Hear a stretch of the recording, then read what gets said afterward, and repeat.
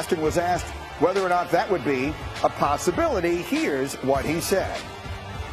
I'm not going to comment specifically on any player. You know what this answer is going to be, which is we will always look at any opportunities to make ourselves better, to try to win a championship. And if we thought it was something better to do for the team, we would do it. We have to weigh short-term, long-term, and all that. We have to weigh the financial obligations in both scenarios. But we will do all that and make the decision we feel is best.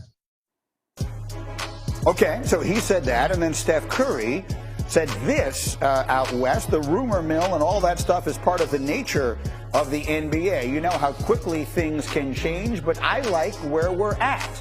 And so, as I bring Wendy and Nick Friedell into the conversation this morning, Wendy, the one thing we didn't hear from anybody is any shutting of the door or anything like that, which leaves it open, which is just delightful for all of us, on the possibility that the impossible does ultimately happen and Kevin Durant winds up back in Golden State. Yeah, I think this says a lot about the Warriors organization, that they would be coming off a championship and Steph Curry coming off a crowning moment in his career, and he wouldn't slam the door shut on this. Steph Curry's got the kind of clout where he could shut this down, but he's not, and Joe Lacob is not. Now, I should point out that on that same podcast, Joe Lacob said his payroll is not going to get to $400 million, which it would in all likelihood in a Kevin Durant trade. There's also the complication of Andrew Wiggins and Ben Simmons not being allowed to be on the same roster. I know those are, pesky details, but, I think the reality is that the league is sniffing that the price tag for Durant may not be as high as the Nets wanted. And if the price tag maybe slips a little bit, which is maybe what we're looking at the end of this, what is now turning into a stalemate, some teams that were just sort of casual bystanders in the first round may be like, wait a minute, maybe we should get in on this bidding. And I think, in fairness, you have to put the Warriors on that list. I don't think it's likely, but I think it would be irresponsible of me to say scratch them off. All right, let me set up the insight here that Nick Friedell can offer to us, because you covered KD his last season in Golden State. You covered him the entirety of the time that he and Kyrie were in Brooklyn, and you're now in Vegas at the Summer League, where Joe Lacob was at the game last night. So I just want to make sure everyone understands the background, Nick, as I ask you your perspective on what Lacob said, I guess on what Steph said, and the possibilities here. Greeny, it would really surprise me if this reunion actually happened. But if I learned anything covering that Warriors team the last 4 years before I went to Brooklyn, with Joe Lacob running the show, anything's possible. And if Steph walks in the office and he says, Joe, we got to make this happen, then guess what? It's probably going to happen. But saying all that, having been here the last couple days in Vegas, that deal, what it would take to bring Kevin, and Brian's right, the Nets aren't getting right now what they thought, but it would still be a lot, and it would be all the Warriors' young pieces who they like immensely. Jonathan Kuminga, Moses Moody, James Wiseman played last night. He looked really good going up and down the floor. And then what Andrew Wiggins gave them, Greeny, was something special in that playoff run. He is beloved right now inside that organization. So there were a lot of hard feelings at the end of that Durant relationship in Oakland. There's a reason everybody moved on. I do think they could get through it, but it would take a lot on both sides to make it happen, on top of what they'd have to give up from an asset standpoint. That's fair. I mean, the relationship piece of it, though, is, look, I'm old enough to remember when KD and Kyrie were dying to play together. So those things tend to be fluid, particularly in the NBA. So, Wendy, here's what I've been waiting to ask you. And as I've been following this to some degree from afar on my travels, if the Nets aren't getting everything that they could ever possibly imagine from him, what exactly would keep them from saying, let's bring this championship team back together? Why wouldn't they just say, KD, you're under contract for 4 years. Kyrie, you opted in. Let's give this a shot with Ben Simmons, put a piece of two around it, and try and win a title while we're all here. Isn't that what? I shouldn't phrase it that way. It feels to me like that should be the likeliest scenario here. Tell me why it isn't.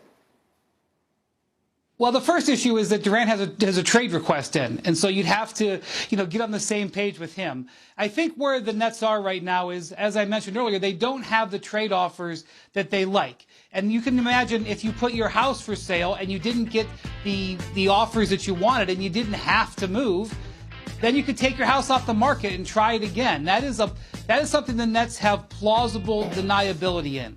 But I got to tell you, as I talk to league executives out there, They don't believe that that's necessarily going to happen. They believe that that is the Nets posturing at this point. Unless Durant gives some sort of indication he's on board with it, it's not affecting the offers yet. Now, we are in the second week of July. We have 2.5 months till the start of the season. There is no reason for anybody to get drastic with their moves right now, but the Nets making this maneuver and sort of letting it be known in the market, Greeny, that they might have Durant just come back, I think is a reaction to the offers they're getting. And then you have the Kyrie aspect of this, where I just cannot see the Nets bringing Kyrie Irving back. And if Kyrie Irving is not back, I can't see Kevin Durant rescinding his trade request. So it's there on the table. I can't deny it. I don't think the league believes it's a likely scenario either. Fidel, fill in some of the blanks here on that, because the Kyrie of it all is fascinating, and we're going to get a little more into the Lakers' side of this a little bit later in this hour. But how about that piece of it? The idea that if Kyrie can't come back, then there's nothing really for KD. There's no reason for him to remain there. Greeny, it depends on who you talk to, because I've talked to people even the last couple days, and they say that relationship with KD and Kyrie is still close, but it's not as close as it appeared to be sometimes throughout the season. Because remember, Kevin stood up for Kyrie publicly at every turn. But in the last few weeks, that relationship for now appears to be fraying just a little bit at times, at least behind the scenes. But until Kevin says something on either direction, nobody knows for certain. But it has been really interesting being out here and being at these games, because Sean Marks, Brooklyn's GM, he can't walk 5 feet without being asked the same question that everybody wants to know, which is what's going on with KD. So I think there is something that people aren't talking about enough as far as Brooklyn's position is concerned. Time is on their side. And when you sit and talk to everybody in the organization and league executives all around Vegas here, they're saying they're going to let it play out. And they're going to hope, if it doesn't play out in these next couple months, that Kevin says, you know what? Let's give it a chance here. But I don't think it is directly connected to whether or not Kyrie stays or goes. And I'm with Brian on this. That was the most miserable team I have been around in all my years covering the league at the end of the season.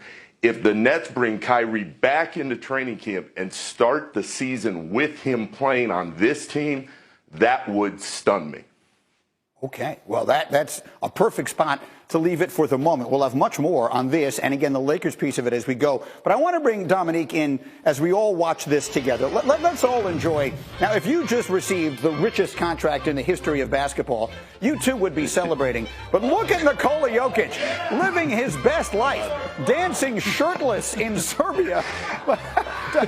Dominique, what do you think here? I mean, you just said it. He signed a Supermax deal. I will be doing the shirtless Serbian gritty too. You're lucky that he has no pants.